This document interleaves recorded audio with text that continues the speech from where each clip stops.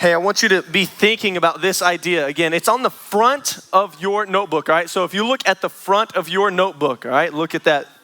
It says, God is my author, right? It says, God is my author. This right here is what I want us to be 110% without a doubt.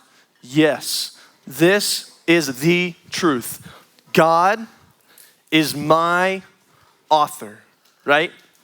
So an author, you think of like a story, right? A story that's written. Authors write stories, and those stories, they've got some heartache in it. They've got some sadness in it, but they've also got some joys in it, right? Maybe a love story in it, maybe a little mystery in it and all this kind of stuff, right? Lots of different genres. Not every single story is the same, right? Stories vary. That's what makes stories beautiful, actually, is the fact that they do vary. Because if everyone had the exact same story, it would be like, cool, nothing new, nothing unique. What's to show for, right? But whenever you see the difference in the stories, they begin to be more and more beautiful the more you see the variety of the ways in which God works, right? The ways in which God has written different stories, right? So what I want you to do is open up your notebook and write your name, even in the inside of it, right? Because, yeah, it's on the spine, but I'm guessing someone's still going to be like, doesn't know whose book it is, right? So just write your name on there and write your name on there again and again and again. But what you're going to do is you're going to leave that first page with just your name on it, if you wrote your name on there, but leave it blank, all right? Whenever you're going to take notes here, go to like page 2 or 3, all right? We're going to fill up page 1 and 2 in a little bit, but go to page like 3, all right? Just flip a couple in there, all right, Kelsey? Just flip a couple in there. That'd be great. And then you can start taking notes there. And here is what I want. I want to read out this quote, and I want you to write down this quote, all right? It's going to feel like you're in school a little bit. I don't know if you ever did that. Like, I remember in kindergarten, they did this thing where it was like, I'm going to read a quote, and you got to see how well you can remember it and write it down, all this stuff. I always loved it. It was great. Probably it was a long time ago for kindergarten for y'all, you know what I'm saying? So stick with me here in this quote, right? It says this, the willingness to obey, all right? So just write down those words right there at the top of that page, like page 3. The willingness to obey, all right? Just write down that right there.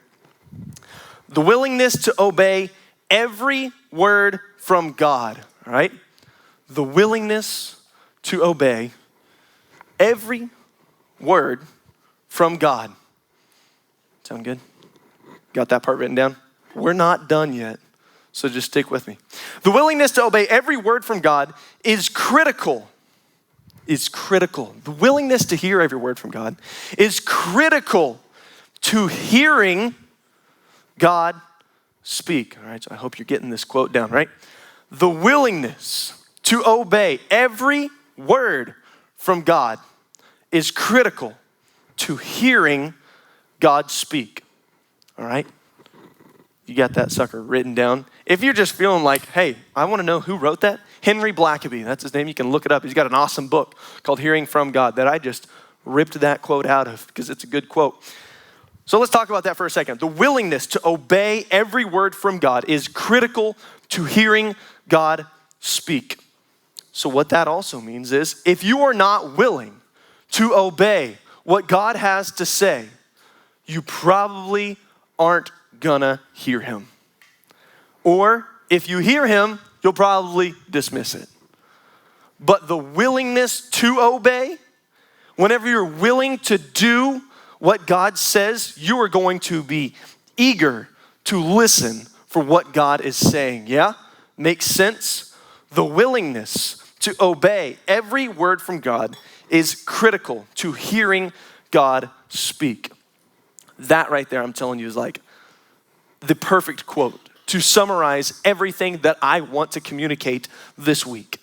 In God being the author, God being the creator, and God knowing your story personally, right? So to start, again, that's why I started with this quote. I want you to be in agreement with this statement. I, fill in your name. You can even write it down. I want to obey what God has to say to me. And that's cool if you write it down. Here's the deal. I hope you mean it with this, right? because you can write it down all day long. You can say it all day long, but if you don't mean it, doesn't mean really anything. So if you're going to write it down, hey, I want to obey what God has to say to me. And if you're so bold to say that and to agree to that, then listen for God this week. He will speak specifically and directly to your situation if you are willing to obey what he calls you to, right? So I want to obey what God has to say to me. These sermons have been very forming for me and in my life, me and Chloe right now, stuff we're going through with, Graham and Shiloh, all this kind of stuff, raising kids. Y'all know all about it, I'm kidding. But this sermon series has been very impactful to me in knowing God is the author. And if God is the author, then he's writing stories. And if he's writing stories, then we can trust him in his authority. And if we can trust him in his authority, then we should be obedient to what he calls us to, right? So that's that little logical flow there, right? So I think this sermon will encourage you down this path of believing that God is your creator and knowing that wholeheartedly. God is my creator. You didn't just show up here one day here on earth and you're like, well, here I am. God doesn't really know about me. Not the case, right? God is your creator. God knows your story. God is your author. And if he is your author, he has authority. And if he has authority, we ought to obey, right? And then the last one, I hope by the end of this week, you personally are saying, God, give me a story of my own. I want to have a testimony to someone else to say, this is where God has worked in my life. This is how God has worked in my life. Not like when I was 6 years old, but like this week, in my junior high years, in my high school years, in my I just graduated years, in my I'm a leader years. Shout out to the leaders in the room. There you go. Woo, woo-hoo. It's awesome. It's great. Love it. But with all that, we're talking about God as the creator. God is the author. We're going way far into the book. Oh, good old Genesis 1:1. All right, so let's go to like page 1 of your Bible, basically, Get past the old table of contents and all that kind of stuff. But Genesis 1:1, if you have a bookmark, go way far in there. Genesis 1:1 is where we are starting out today. You most likely have heard this story before. You most likely have heard these words before. But I know by God's Spirit, he will speak fresh to you through stories you have heard maybe a bazillion times before in your life. But God's word is living and active, and it can pierce between bone and marrow is what it says. It will speak specifically directly to you in your life, right? So Genesis 1:1, ready for this? In the beginning, that is at the start. There you go, profound. In the beginning, God created the heavens and the earth. In the beginning, like at the absolute start of starts, God created. And you're going, heard it. That's awesome. Yeah. I've been to church at least once before in my life. I've heard this one, right? Here's what I want to say. My goal for tonight is not to lay out a scientific chart as to why the earth was actually made in 7 whole days and blah, blah, blah, all that kind of stuff. That's cool. People do that with Genesis 1. That's not my goal for tonight. So if you're thinking, heard it, scratch it. Not that, right? I'm not going to just lay out a little scientific chart for you. My goal is that this is not just a rant to you about why evolution is so wrong. Believe me, I can get fired up about both of those topics and all this kind of stuff, and I could be like, let's chat for a long time. But that's not what my goal is for tonight. My goal in this passage and with these verses is to tell you that at the very beginning of time, God created. God started writing.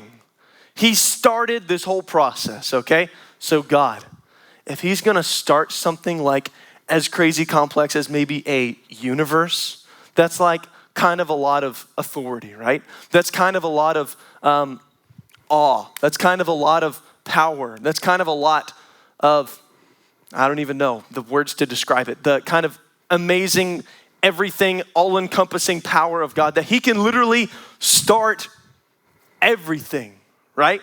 So let's look at verse 2. It says this, the earth was without form and void, all right? Earth was not even a thing at the beginning. And God speaks and starts this all. It says, and darkness was on the face of the deep, and the Spirit of God was hovering over the face of the waters. So it's like really setting the scene here. There was really not a lot whenever God started. In fact, there was nothing, right? It's a fancy little term for it is ex nihilo, which just means out of nothing. God created out of nothing. He began everything. You're like, I get it. He began this. He created it. Yes. And I'm going to keep on saying it, right? Verse 3, this is where it gets just absolutely awesome because you hear God speak here. It says, then God said, let there be light. Craziest part. And there was light. Anybody ever say, let there be light, and without flipping a light switch, there actually was light? No, that's like the classic joke. You're like, let there be light. It's great, classic. It's classic stuff. But this God literally created light. He created it, and it was. Because even creation is willing to hear God, therefore obeying God. Creation obeys the voice of God because it hears. So when we hear, guess what? We are creation. We ought to obey what God has to say, right? Let's continue on. Verse 4, it says this, and God saw the light that it was good, and God divided the light from the darkness. This is the creator that we have. Even over light and darkness, it has to obey him. It has to do what he says. This is the creator, you could even say the authority that God has, is that light and darkness have to obey his word. Let's continue on. Verse 4, we get this idea that says, actually not verse 4, this is many times we see, then God said, followed with, and it was so, all right? So in the first chapter alone, just Genesis 1, 10 times it says, then God said. And then it follows with the explanation of what happens, or 4 times it just straight up says, and it was so. That is the authority or the authorship, all right? You're getting the kind of where I'm going here is that he created, he says, and it responds. He does, and it reacts, right? No one just out-triumphs God, but he speaks and creation responds, right? So 10 times in just the first chapter alone, then God said, and then 4 times, and it was so. It just was. Because creation obeys when it hears God, right? This is huge to the way that we understand who God is and what he is saying to us. And when he speaks to us, what our reaction ought to be. It is not to be, let's fight it. Let's see how long I can go where I can kind of like shove that voice away. It is not that, right? It is not like, God, I know you're calling me to do fill in the blank, but I really would rather fill in the blank. Because at that point, you are literally disobeying the very one that created like kind of everything, right? And it's not that instantly God's gonna like strike you down with lightning and say, see ya. But he is looking to speak and have people respond. Yes, there are consequences for not responding. We're gonna get there, all right? We'll get there. But what I want you to be thinking of is when God speaks, what is our reaction? Are we willing to obey God? Because if we are willing and he speaks, then we see a beautiful thing happen, right?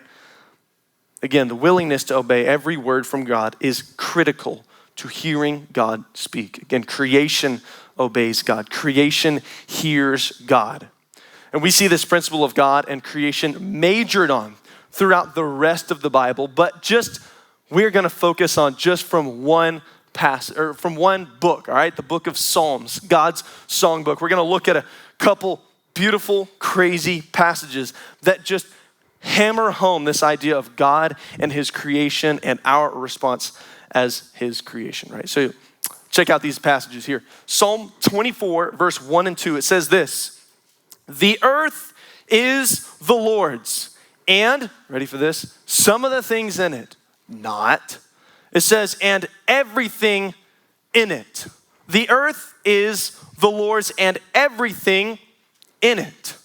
The world, and get this, and all who live in it. That would be our God's. That is God's possession.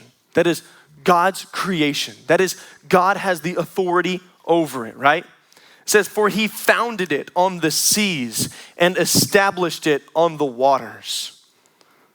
So let's look at the next one. Psalm 33:6. It says this: "By the word of the Lord, the heavens were made, their starry host by the breath of his mouth." What a beautiful poetic way of describing that Genesis 1 time. By the breath, or by the word of the Lord, the heavens were made, their starry host by the breath of his mouth. That's insane. Just by God speaking. Whenever we go outside, you're gonna see all the stars. Think of this passage, right? By the word of the Lord, that's what it is. Psalm 95, verses 4 and 5, it says this: "In his hand are the depths of the earth," right? Are the depths of the earth. "And the mountain peaks belong to him. The sea is his, for he made it." Hello, he made it. "And his hands formed the dry land," right? Think of a time you've been to the mountains. Shout out to anyone who's taken a Colorado trip. Anybody? There you go. You see the mountains, and it says right here, the mountain peaks belong to him. It's crazy whenever you see a mountain, and it is literally like mind-bending how massive it is. And it's like, yeah, that's God's creation, and it's his. All right, so shout out to maybe not the mountain vacation people, but the beach vacation people. Anybody? Shout out. Come, there you go, there you go. All right. "In his hand are the depths of the earth."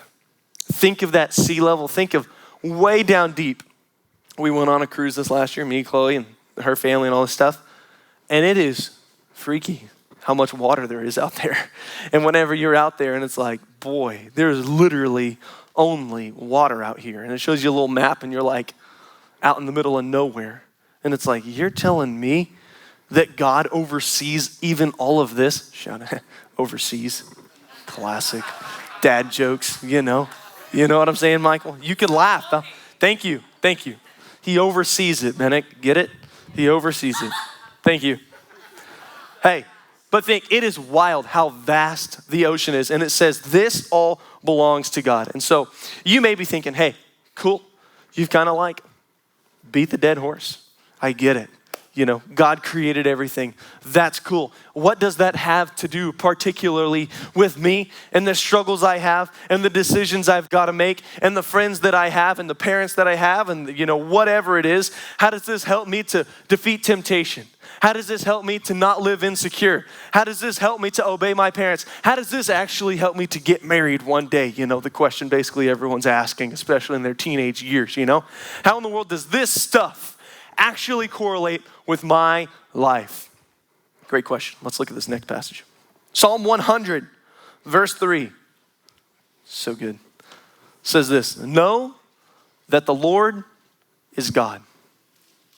It is He who made, ready for this, us. Not just like He created Adam and Eve and then took His hands off and was like, man, we'll just see what happens. Maybe catch up with them like 6,000 years later and check in with them maybe once in a while. No. Know that the Lord is God. It is He who made us. That is even us right here. We are His people, the sheep of His pasture. Boy, what an awesome passage right there. Know that the Lord is God. It is He who made us. So what I want you to do, a nice big old text in your notebook, write down this point. God is our creator. God is our creator, right? He created us. If we don't have this point down, we cannot go very far in the direction that we're headed for the rest of this week, right? This is the first step down the path to where we are headed on this sermon series. God is our creator. This is step one. So we have got to say, all right, yes, Truett, I get it. God is our creator. He created everything. Yes, he did. And I want there to be zero doubt in your mind. I want you to be so overwhelmed with the amount of passages. This is literally like a drop of the whole Bible that mention God creating us, right? But I don't want to just say generally, yeah, the world, yeah, the mountains, yeah, the ocean, yeah, us, all this kind of stuff. I want to move this now personally. So yeah, God is our creator, but let's look at this passage from Psalm 139. I'm telling you, we're going to be in this passage, this chapter, and it is literally so good. It is just so good. And you are going to get to walk through this chapter this week. All right, we'll get there. But Psalm 139, verse 13 and 14. Get ready to be overwhelmed with this. This is David writing a prayer to God, and he says this, "For you created my inmost being." Think of yourself. I'm not just talking about your organs. I'm talking about the innermost part of who you are. The part that you don't want other people to see. The part, hey yo, how about that? The part you don't want people to see. The part you want to hide. The part you want to guard. The part that you're saying, no, I don't think I could trust anyone else with this. If they knew that about me, if they knew my insecurities, if they knew my trauma, if they knew my pain, if they knew what I've been through, they would leave me. I would be done. I would have no reputation anymore. I would be done. I'm telling you, that is the biggest lie of all time. Because look at this. God created your inmost being. You knit me together in my mother's womb. It says, I praise you because I am fearfully and wonderfully made. Your works are wonderful. I know that full well. Yeah, we can say all day long, man, the mountains are beautiful, the ocean's beautiful and all stuff, but you look at yourself and you're like, oh, you piece of garbage, you're just a bunch of trash and no one loves you. And all, you can talk trash about yourself all day long. But look at this passage right here. It says, I praise you because I'm fearfully and wonderfully made. This is David who had messed up like tremendously he had messed up. And he still says, I'm fearfully and wonderfully made and your works are wonderful. And he says, I know that full well. So this is where it gets personal. And again, we'll get to spend time in this passage and all this stuff, but you have to know God is your creator.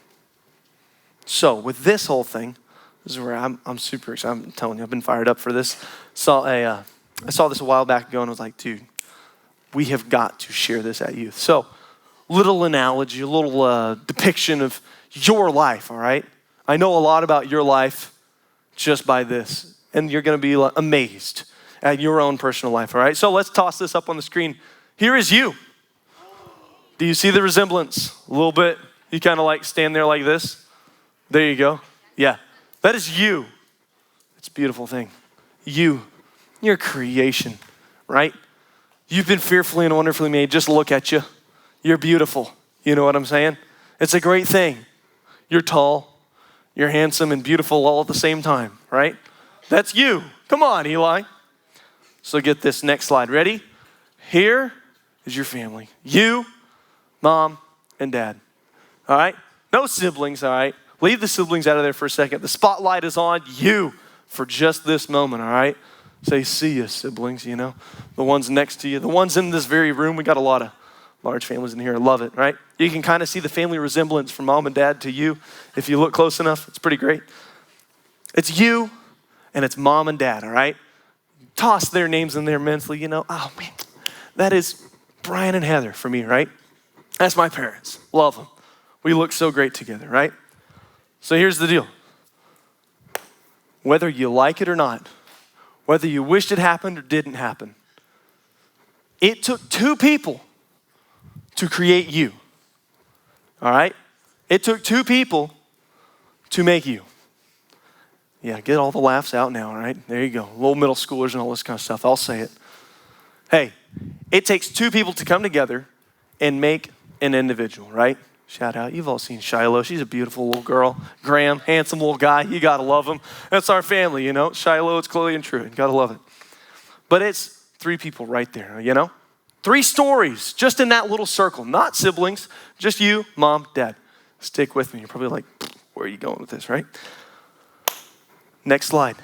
You, mom, dad, grandma, grandpa, and then grandma and grandpa on the other side. You're like, family tree?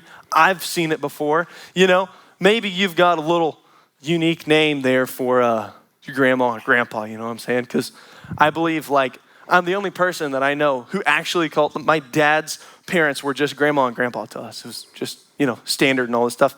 But Chloe, she has a grandfather on her mom's side who is, ready for this one? Boom Pa. I mean, that's legendary. That's absolutely legendary. Boom Pa. You got to love it. But get this, grandparents.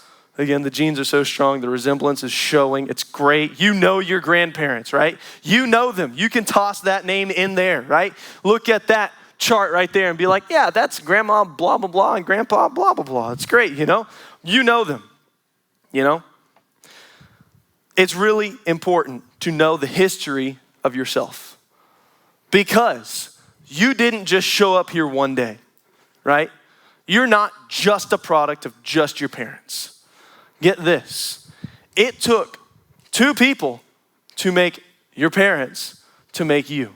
Actually, four people to make your parents to make you. It took two people to make your mom to make you. Two people to make your dad to make you, right? So now we've got lots of people all involved just to get to you. And you got to think God is the author of even those people's stories as well. The grandma and grandpa on both sides. God orchestrated events for them to come together and for them to create you. Whether you loved your parents or your grandparents, whether you hated them, whether you knew them, whether you never knew them, this is still the truth. Whether it's your biological parents or whether it's your adopted parents, this is still the truth. Whether your parents got divorced or they're still together, this is still the truth. It was requiring two people to come together to make you and four people to make those people, all right? So here we go, next step up. Are we ready? Are we ready for this one? You have 8 great grandparents, all right? How about that? 8 great grandparents. You're like, all right, this is getting boring because I know what's coming, but it's all right. Stick with me because it only gets crazier. So now this is 8 plus 4 is 12, yes? Plus 2 is 14, plus 1, 15 people right there. And we're just talking about 4 generations back. This is all to make you. And you're going, but I thought like, my life is kind of pointless. My life's kind of purposeless. And I don't really think my life is that much of a big deal. But God had orchestrated events with 8 great grandparents to make your grandparents, to make your parents, to make you, all right? So here we go. Next level up, here we go. You have 8 great grandparents. You've got 16 great grandparents. Crazy stuff. So instead of just seeing little figurines, think about for a moment, these people had to get to at least, I would think, 25, you know, or, you know, to have kids, 25 years old and all this kind of stuff. They lived life. It's easy to look up here and be like, oh yeah, little stick or little figure to make a figure to make a figure. No, I'm talking real life human beings lived with struggles, with insecurities, with frustrations, with hardships, with, you know, great joys, with great sorrow, all this kind of stuff. And it came all the way to you, right? This is a crazy thing that God orchestrated that many people to come together to make you. And that he's writing your story now, all right? Here we go, ready? Next level up, here we go.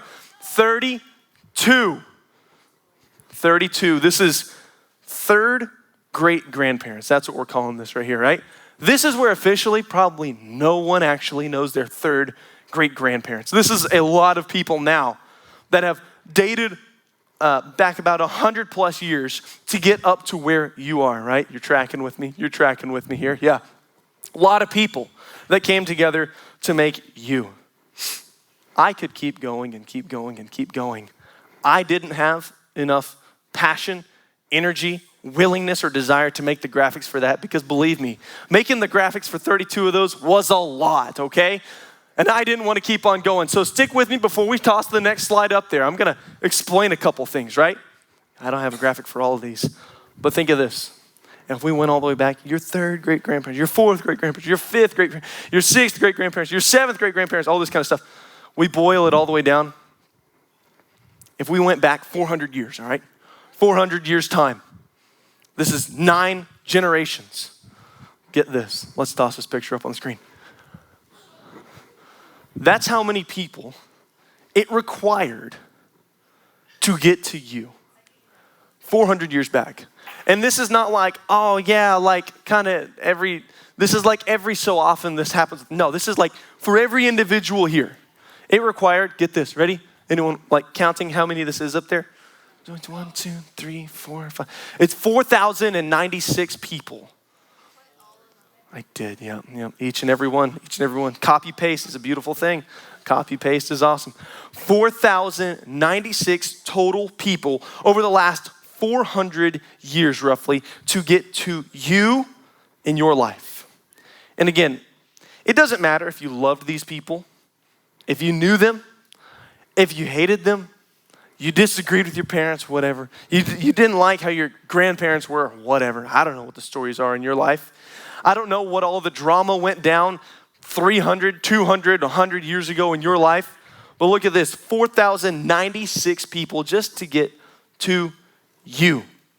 And not just to get to you, but to get to you, right? God orchestrated all of these. So I want you to think for a moment about how many struggles, how many battles, how much sadness, happiness, love stories, and hope for the future that your ancestors had to undergo. Think of all those people as individuals, right? These are human beings just like you. 4,096 people to get to you over just 400 years. This is not like since the dawn of creation. This is like recent history, basically, right? You think of all the love stories, all the hope for the future that your ancestors has to undergo to get to you, for you to exist in this present moment. Again, I don't care if you love the time we live in or if you hate the time we live in. We're living in it. You can't change the time you were born. You can't change who your parents are, your grandparents, your great-grandparents, you name it.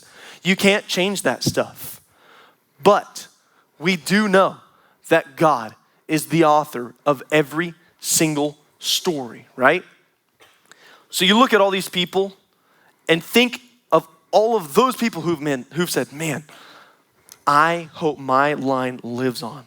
I hope my family grows. I hope my family seeks God. I hope my family actually does good. I hope my family doesn't just be a bunch of bums, right? But I want to see my family grow, be healthy, be happy, find love, find joy, find God, right?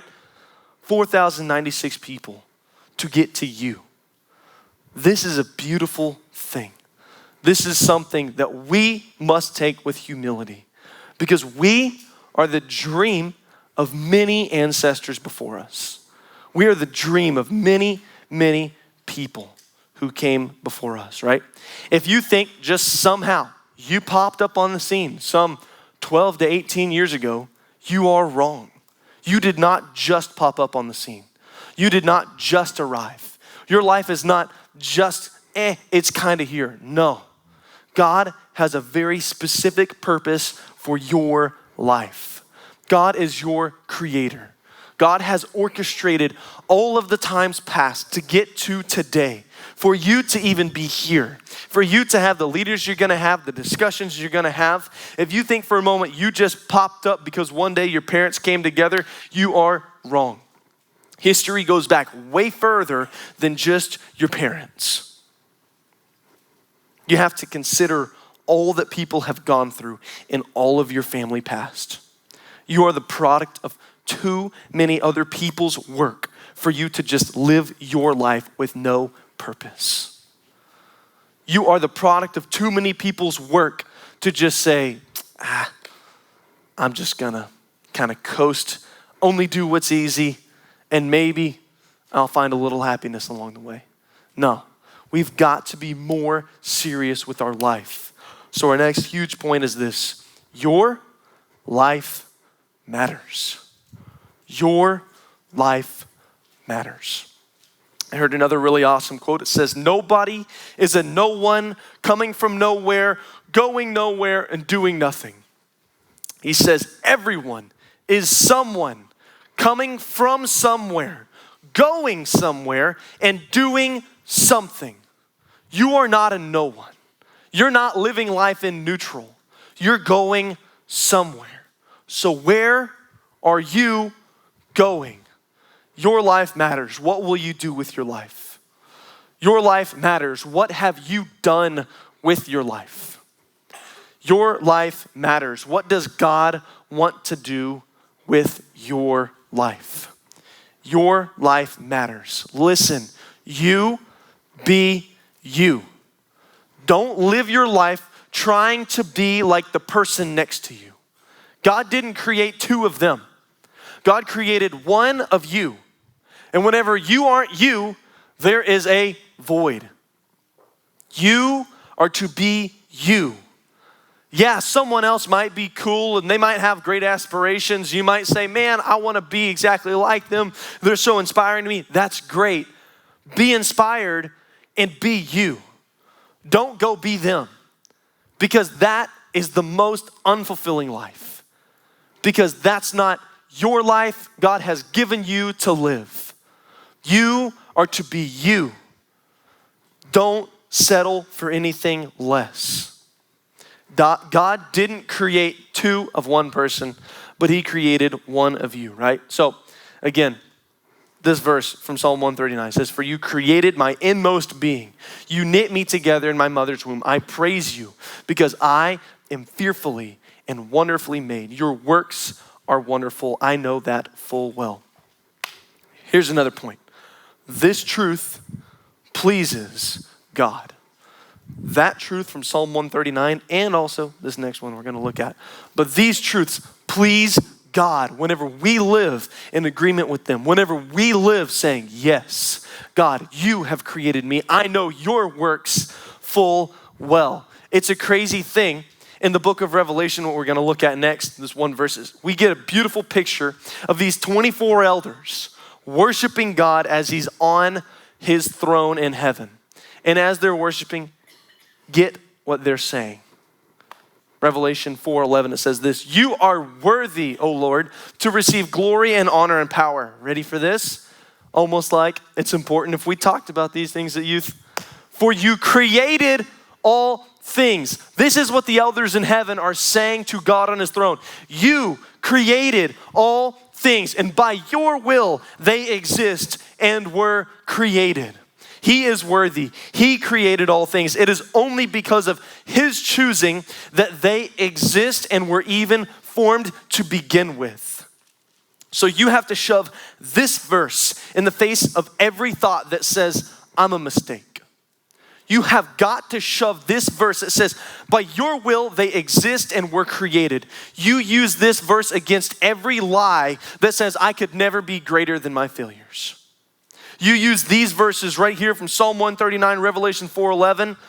It says, any lie that says God wouldn't speak to me, look at this.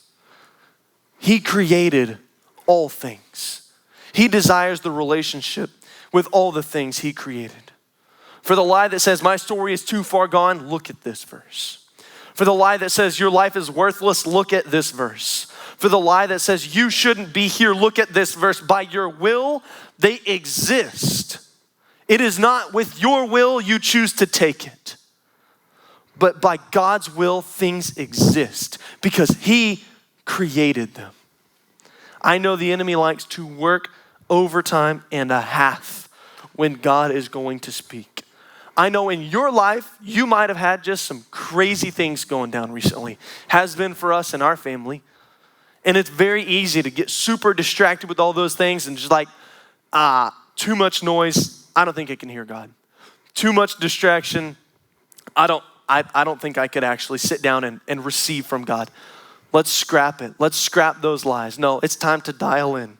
It is time to dial in here at camp and hear what God has to say. So what I'm going to do is I'm going to pray, and we're going to break up into our discussion groups, and then we're going to have some more worship. All right. So I'm going to pray. You'll join me in praying. God, we thank you that by your will, everything you have created exists. Lord, I pray that tonight, these students take those truths to heart in a new way. Lord, we thank you for the ways that you're speaking to us. We know you're going to speak more here this week in the discussion times, in the sermons, in the quiet times. Lord, we thank you for all that you're going to do. Lord, we pray these things in your name. Amen.